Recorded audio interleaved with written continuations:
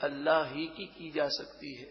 اللہ کے سوا کسی اور کی عبادت کرنا یا پوجا کرنا یہ شرک ہے۔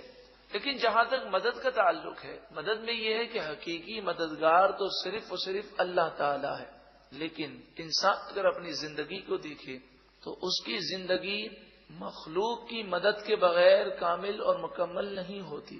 ماں باپ کی مدد کی ضرورت ہے، لوگوں کی مدد کی ضرورت ہے، دوستوں کی مدد کی ضرورت ہے، بلکہ علم جو ہے وہ استاد کی مدد سے حاصل کیا جاتا ہے۔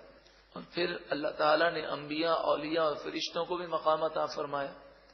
تو مدد میں عقیدہ یہ ہے حقیقی مددگار صرف اللہ تعالیٰ ہے، اور باقی جو بھی مدد کرے گا، چاہے فرشتہ کرے، چاہے نبی کریں، چاہے ولی کریں، چاہے عام مخلوق کو جو تھوڑا بہت مدد کرنے کا اختیار ہے، حقیقی مددگار اللہ ہی ہے۔ اور یہ تمام ذرائع اور وسائل اور اسباب ہیں۔ رب العالمین نے انبیاء، اولیاء اور فرشتوں کو مقام و مرتبہ عطا فرمایا۔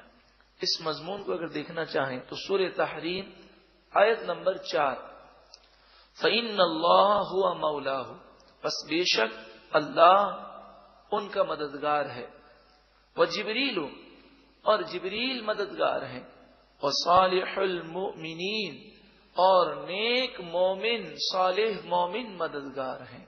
اس آیت کریمہ میں اللہ بھی مددگار ہے، جبریل بھی مددگار ہیں، صالح مومنین بھی مددگار ہیں۔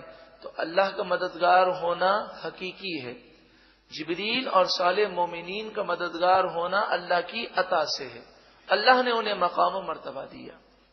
سورۃ المائدہ آیت نمبر 55، انما ولیکم اللہ ورسولہ والذین آمنوا، تمہارا مددگار اللہ ہے اور اس کے رسول ہیں، اور مومنین تمہارے مددگار ہیں۔ اب دیکھیں سورۃ المائدہ کی آیت نمبر 55 میں یہ فرمایا گیا کہ اللہ تمہارا مددگار ہے، اس کے رسول تمہارے مددگار ہیں، اور نیک مومنین تمہارے مددگار ہیں۔